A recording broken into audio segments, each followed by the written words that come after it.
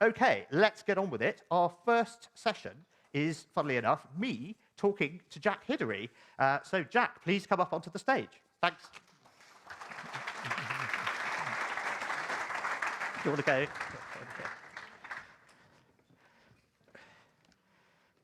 Hello, Tom. Great to have you here. So this paper that you're all sitting on is it came out in Nature We last needed some week. scratch paper, everyone, to take notes. Yeah, exactly. So. Right. So anyway, but this is honestly this is very, very high-class scratch paper because it's a paper that's just come out in out of Nature. Right. Yeah. And it's about the transition to post-quantum cryptography. Right. Yeah. And that's one of the three areas that your recently spun out of Alphabet company, SandboxAQ, is focusing on. So as I understand it, you've basically got three areas where you can bring AI together with quantum, and crucially, none of them depend on having a working quantum computer today. So what are those three areas? That was critical in this whole thing. Exactly. So it turns out this is like big takeaway number one, folks. Doesn't matter that we don't have a working quantum computer yet. A, you can do cool stuff, and B, you need to be worried about stuff like PQC. So tell us what the three things are and what the kind of relationship between AI on the one hand and quantum is on the other in each case. Yeah. So, Tom, it turns out that quantum technology is much larger than just quantum computers. I know for some reason the public perception has been laser focused on quantum computers, and they're very, very cool. We're so excited about it. We wrote a lot about this. But the fact is, quantum technologies is much broader, and there's quantum technologies here today that can impact us now with no need for quantum computers. So let's run through some examples. First, we all need to transition from RSA to the post-RSA. RSA, any hands? RSA stands for? No one can remember, Three but we people? know what it is. Anyone? Revest? Shamir? OK, there's a T-shirt for somebody there. So RSA, three brilliant computer scientists come out in 1978 with a paper, and for 40-plus years we've used this. Pretty good for a standard, right? Yeah. Even by historical standards and your analysis of hundreds of years of technology. Morse code is probably stuck it out for a bit longer, but yeah, Pretty good, though. Still going. But after 40 years, we now need to transition away from RSA. RSA is now, we understand, to be vulnerable, and Peter Shor, who you referred to before, is the individual who let us know that this day would come. Sure did. And he sure did. You said no more jokes. Oh, sorry. OK. And so it turns out that we actually need to move now because of SNDL. And what's great about this conference, Tom, is that people are going to walk away with fascinating acronyms and abbreviations they can use in cocktails and impress their friends. And so SNDL is one of those, store now, decrypt later, where adversaries, right now, as we speak here at this Economist conference, are hacking into servers, exfiltrating RSA encrypted data, storing it on their servers for the day that they have the computing power. And so that's why... Do we know that's happening? I mean, people say, oh, the Chinese, they want to steal like all the blueprints from Boeing or whatever. Is that really... We have a lot of evidence now that that's happening, particularly for IP-rich targets. So pharma companies, in particular, are big targets for this. Because if you think about a pharma company, what is it except really just information, right? There's no real tangible stuff except the information about how they make their blockbuster drugs and, as importantly, the thousands of compounds that could potentially be all the ones that didn't work. That's worth knowing. Also very, very, very important. So we see this data now being exfiltrated, and so there's a need now, and that's why the governments of the UK, the US, European countries, and about 50 countries came together 6 years ago and said, let's now get to a new standard. Let's get to a PQC, another fun abbreviation, post-quantum cryptography, and let's get to a situation where we can start to transition the world. So there's 20 billion devices in the world, phones, laptops, tablets, so on and so forth, that we can keep those hardware, but we must upgrade the software. And so that's one aspect of what we do at SandboxAQ. The second, you mentioned three, the second is simulation of quantum systems. And you might say, well, don't you need a quantum computer to simulate quantum systems? The answer is, we do not. Very fun to have a quantum computer if you can deliver one to us. And the reason why strategically we chose not to build a quantum computer, because we want at Sandbox to actually support the 4 major efforts around the Western world that are building these quantum computers. Right here in the UK, fascinating efforts right here out of Oxford, out of Cambridge, out of many of the great universities here. Imperial helped spin off, and Bristol helped spin off PsiQuantum. And there's Oxford quantum circuits and many other examples right here in the UK. Superconducting quantum circuits, photonic quantum circuits, ion trap, all kinds of ways of building quantum computers. We want to support and encourage all of them to get to the finish line. But it turns out, back to your GPU story, so you told the first part of the hijacking of GPUs, that is, G in GPUs is graphics, and therefore the video game industry. And the neural network people, we initially hijacked the GPU for our neural networks. And now, don't let NVIDIA know, okay, we did already, that we're gonna hijack their GPUs now for molecular simulation. We're not doing AI on these GPUs alone. We're doing some AI, and then we're actually taking the Schrodinger equation, the equations that the greats gave down to us, Einstein, Bohr, Dirac, and others, and we're taking those, instantiating them in the language of GPUs, this linear algebra that GPUs know so well and compute so well with, and we're simulating molecules, molecular structures. Why? One example would be drug discovery. On average, how long does it take to get a small molecule from molecule to medicine? Any guesses? How many years does it take? 10 years, yes. 10, 11, 12, about 10 to 15 years on average to take a small molecule from molecule to market. We think, and now this growing evidence that we have, that working with these kind of simulations, we can do what, for example, some car companies and airlines are doing, airplane companies doing, where they're modeling everything in simulation rather than making clay models and putting them in wind tunnels. We're doing so with molecular structures now. And the same, you mentioned batteries. Batteries do not follow Moore's law, unfortunately. We do not have a doubling of capacity and a halving of cost every 18 months. In fact, we only get about a 4% increase every year in the effectiveness of batteries. And so we want to do, Tom, for the atoms world, what Silicon Valley and UK and all the other Silicon alleys and everything else have done around the world for bits over the last 40 years. Atoms have really been left behind. The world of atoms, the world of drugs, the world of batteries, the world of chemistry, we have not applied our technology as efficiently to this world of atoms. So bits, check mark for the technology industry. Pretty good. AI, all this great stuff. Atoms, I would give it a failing grade over the last 40 years. And that's what we can do now with simulation. And to finish up, the third area we focus on is quantum sensing. And most people, you've heard of quantum computers, but there's another kind of quantum device. One that doesn't compute, but senses the world around us. And about 25 years ago, some very, very brilliant academics said, wait a second, these qubits, these things that are very hard to put together and to keep coherent, as we say, to keep in states of superposition and entanglement, to keep protected from the world. So we have to make them super cold, we have to put shielding around them. They said, wait a second, let's just flip the script. Let's actually open them up to the world. And we're not going to call them computing qubits, we're going to call them sensors. So we took a bug and made it into a feature, right? And we're going to say, all right, let this thing sense the magnetic field around us. Now, what is that good for? Well, it turns out that our hearts have a magnetic field. We know about the electric field of our hearts because we all take ECGs. EKGs, called in America, electrocardiography. But every electric field, Faraday told us, has a magnetic field. And therefore, you can take a magnetic picture of the heart as well. But you need to be at the regime of 10 to the minus 12 Tesla. Very, very sensitive regime of picking up a magnetic field to detect something as faint as the magnetic field of the heart. And that's what now we can do with quantum sensors. So quantum sensors can really revolutionize medical diagnosis. They can revolutionize how we navigate around the world, all kinds of implications of quantum sensing. So these are the three things we do. We work on the cryptography, the transition to the post-quantum era. We work on simulation of molecules using GPUs initially, but architecting it to be ready for the QPUs one day when they will come, and quantum sensors that can now open up new regimes of detecting the world around us, be it navigating around the world without GPS, or detecting how our hearts are doing, or even one day, the brain. Because the brain, of course, also is electric in nature, and therefore produces a magnetic signal. And EEG is just the surface cortical activity, whereas MEG, magnetoencephalography, allows us to probe much deeper into the brain, but yet in real time, the way EEG does. Okay, so you've got security simulation sensors. Yes. A nice alliterative tricolon There you go. there. Yes, Cicero would love it. So I thought the idea, though, the AQ is meant to be the bringing together of artificial intelligence, of deep learning or whatever, and quantum. I haven't heard anything about the AI. It sounds a bit marginal to me. Are you just being buzzword compliant? Yeah, this is just marketing poof. Oh, okay, good. Right. So you never get people to say that, right? No, where does it fit in? Is it in there at all? You know, it turns out that, for example, when you have a quantum sensor, I told you the beautiful part of quantum sensors. It gets us to this incredible regime of sensing the world around us. But guess what? When you're at that regime, it senses everything.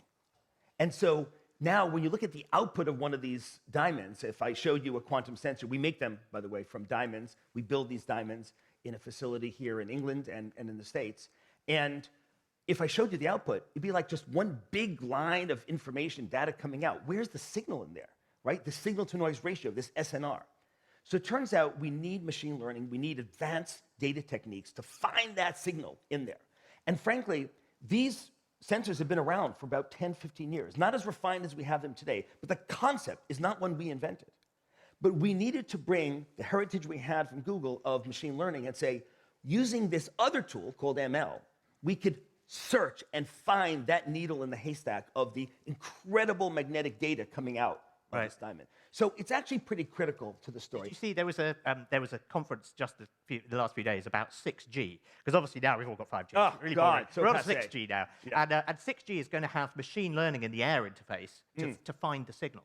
And that way you could do all sorts of crazy new stuff. So, I can see where the machine learning works on the sensing. What about the simulation? Could you do a kind of AlphaFold? Because AlphaFold is also using machine learning to guess like the shapes of proteins and stuff for drug discovery. Is it that kind of thing? No, that's actually the very point of it. What AlphaFold does, we work with AlphaFold in terms of, say you have a sequence of amino acids. And you say, all right, what would be the quaternary structure? What would be the conformation, the folding of that protein given a sequence of amino acids? And you can ask AlphaFold that question, and you'll get back an answer. Now the question is, what do you do with that?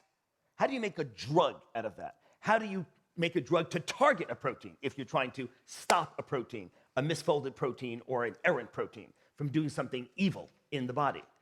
And that's where the quantum comes in. So there are many, many great companies. Here in the UK, you have Benevolent.ai, there's Atomwise, there's Oaken. There's many wonderful examples of companies using different machine learning techniques to try to accelerate drug discovery. What we realize is we need those techniques, yes, and when you finally narrow it down and down select to, say, 10, 20,000 type of compounds, molecular structures, that's when quantum has to kick in. No amount of AI will help you in the final optimization of the molecular structure as to whether there should be a benzene ring there or a pyridine ring or other rings that help you optimize what drug you should actually put into the human. And that's where we have to go now, because the fact that you can have a phase 2, phase 3 trial still till today fail, and they fail all the time, is unacceptable. With the tools that we now have, it is unacceptable to go into a 500-person, 5,000-person phase 3 and not have much more assurance that your $500 million phase 3 is going to work. And so there's 7,000, Tom, 7,000 underdrugged and undrugged diseases in the world. And the FDA in the US, and similarly here, only approve about 50 new drugs a year. And most of those drugs are Me Too drugs. And I don't blame the pharma companies at all, because from a risk analysis point of view, if you're going to spend $2.5 billion developing a drug, and you know that statins work for another competitor, you're going to make a statin. And so we need to lower the risk profile of making a drug. And the way to do that now is with advanced computation, using AI, as many companies already had laid the groundwork. But then in the final step, we need that quantum computation. Okay, you persuaded me on simulation. What about security? Where's AI in the switch to PQC? Okay, great. So it turns out the world we're entering into in encryption and cyber is a much more complex and much more nuanced world than the one we're leaving. RSA has served us very, very well. And then recently it was joined by one or two cousins, elliptic curve cryptography. If you're into mathematics, maths, as we say here in the UK, I encourage you to check out ECC elliptic curve. It's fascinating maths. Except it's now obsolete, and Exactly. we shouldn't be using it, Yes. so don't bother, from a kind of archaic point of view, it's kind of cool. But the fact is that the world we're entering into now is not going to be a mono-protocol world, not ripping out RSA and putting in XYZ. In fact, we're expecting 5, 6, 7 different protocols. So how many finalists are there? So this new standard setting process, we're expecting the outcome in a couple of weeks, I think you said. So the first two standards will come out in the next few weeks, and then rolling over the next 2 years, we're expecting more and more protocols to come out. Each one, Tom, with different pros and cons, different trade-offs. Right. Some faster, but not as quite the high security for, say, government work, but some super speedy and things like that. So there's a lot of trade-offs. And with this world of 5, 6, 7 different protocols and all kinds of parameters within those protocols you choose, and now you have a tree of lots of combinations, you really need machine learning inside the network to make decisions. And that's part of our problem today. The ransomware we hear about and all the issues we hear about, the fundamental cyber architecture we have is broken. And it's not any matter of patches going to fix it. We're running around chasing our tail at this point. We need to kind of do an inventory of our cyber architecture now, step back and say, we need a control plane and an encryption plane. We need to separate, decouple the control of what encryption standards are being used and protocols being used at that moment. Are we a Visa, MasterCard doing 100 million transactions a minute? Or are we a hospital, NHS, needing to re-archive and encrypt patient data for the next 15 years, but we can take our time. So I appreciate the different So applications. we need machine learning to kind of drive. Oh, if I'm Visa, MasterCard, I'm not going to turn into a hospital tomorrow. So surely I can just decide which one of these I'm going to use. Do I really need machine learning, making these sort of fine-grained, minute-by-minute decisions about which algorithm to deploy? Within the algos, there's so many different parameter choices that ultimately the cyber architecture of the world will need an ML layer. We don't see any other way. Maybe there'll be another way, but right now, the larger community and we do not see another way without ML. Okay, so in effect, you have a wrapper around these multiple protocols that says, don't worry, I've got this, and then encrypts and decrypts them. And you have to have a meta layer. That's exactly right. Yeah. Okay. All right. Maybe I'm persuaded. Now, the other thing about all of these things is, as well as working now, even without a quantum computer, do they all work better if a quantum computer? Well, the need for them all goes up, or they work better if a quantum computer comes along? This isn't a kind of bet against them showing up. No. We love quantum computers. We want to see them showing up. But the point is that quantum technologies are with us today. If you've been in an MRI machine, you've been in a quantum device. If you use a laser pointer, you've used a quantum device. A transistor is a quantum device created by 3 quantum physicists. So the second revolution of quantum, the first revolution, of course, were the early greats from 1900 to 1935 that gave us quantum mechanics, the theoretical revolution. 1940s to 1990s or so, we had the second revolution, applied revolution, gave us 4 or 5 dozen incredible technologies, even though we don't call them quantum anymore because they're so commonplace. We're now the fish in the water that just, is swimming in a quantum sea. But this third revolution that we're embarking on now is quite exciting, and we're excited about the advent of quantum computers. It may take years. That's okay. These things do take time. But when they come, they will help advance a number of these areas. For example, simulation. The bulk of the work will still be done by GPUs, even with the advent of quantum computers, but will subroutine out to the QPU. So QPU, think of in a mesh of CPU, GPU, QPU, on the cloud or on premises, whatever's your preference, and you can go that way. Ultimately, code, and this might be a revelation to folks in the room, but code will not be written by humans 15, 20 years from now. Most of the code will be written by artificial intelligence. You might say I'm writing code 15 years from now, and it'd be like saying I'm going to write a horse. Tom doesn't think I'm actually going somewhere with my horse. I'm just doing it in an artisanal retro kind of activity. And that will be code writing 15, 20 years from now. This is the great irony, isn't it, about machine learning? People say, oh, the robots are going to come and take all our jobs. And actually, machine learning, the first thing it's automating is coding. That's right. And it's like, oh, I should become a programmer because, oh, maybe not. And it's going to be more like gardening. I think Danny Hillis talks about exactly. About but I think actually it empowers programmers to actually go up a level and use ML-driven code and then become architects and solution managers. So actually, I think it creates a huge number of jobs, but actually more interesting jobs than being enslaved in front of a green screen all day.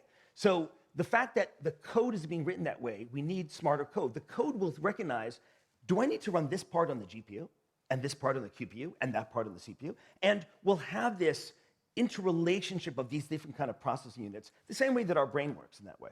Yes, modular architectures. Yes. Brilliant. Okay, we've got a question from the audience. Well done to Doug. You are the first person to send in a question, or at least one that has been passed up onto the stage. So thank you. Well done. Here's the question: quantum computing is the most explosive invention since the atom bomb. Discuss. Basically, what are the societal implications? Is this all good news, or are there kind of? I mean, it is bad news if the bad guys can decrypt all that stuff that they've stolen, and before we can get all the new crypto into our financial architecture. So, well, look, with any technology, you have to look at many different possible uses of it. First of all, yes, we must face the threat that quantum computers, we all know it, we discussed it here today, will crack the encryption that we use today. That is a fact. That is known. It's been known for a number of years, and now we're at the point where the adversaries know that, so they're exfiltrating this information right now. Many horses have left the barn. Bye-bye. Some horses are still left in the barn. let's close the barn doors before all horses are have left. And so that's the idea of transitioning to the post-quantum cryptography era. And so we need to do that right now. One does not wait for a quantum computer to show up. One does it now. And this takes years. If you're a large bank or a large pharma, it's going to take a large bank, a large pharma, 5, 7, 10 years to transition. So one should start today to do that.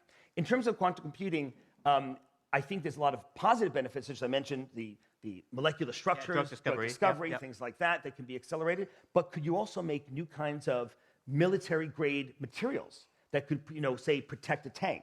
What if the adversary has access to a quantum computer and could create materials that protect its tanks? So yes, any technology could be used in hands of what you consider to be the pro or the con. And so one must look at this technology very, very carefully. And the upshot, Tom, of that question is, this is why I think here in the UK, in the US, and other countries that we certainly operate in, it's kind of very important that we invest in the human capital. Right now, if you look at all the PhD students that we produce across the whole industry in QIS, Quantum Information Sciences, I want to get back to the word of information, because that ties together everything we've talked about here, Tom. We don't have enough. We have about a 10-to-1 supply-demand imbalance right now. And you think AI is bad, right, where it's hard to hire AI folks. It is much worse now in quantum. And so be it Imperial or Oxford or Cambridge or UCL or any of the universities here in the UK, we've been very, very active investing in the PhD programs for the past 5 years here in the UK. We're doing the same in Canada, US, Australia, other countries as well. But we collectively as a society are not bringing enough new minds into this area. I don't mean just new students, young students coming in. I also mean adults in this room retraining, upskilling to know about. I'm not saying become a coder, I'm not saying become a physicist. The good news about the revolution, the golden age of education now, from tablets and Coursera and online and MIT DX, is that you can now reskill yourself. And so we really need a complete global movement to reskill for QIS, for quantum information science. Okay, now this has started more questions coming in, and I'm very pleased to see that they are deeply, deeply nerdy. Given that over 4,000 logical, this is from Thomas Clark, yes. Given that over 4,000 logical qubits are needed to break 2048-bit RSA, yeah. How worried should we be right now? Thank you, Thomas Clark.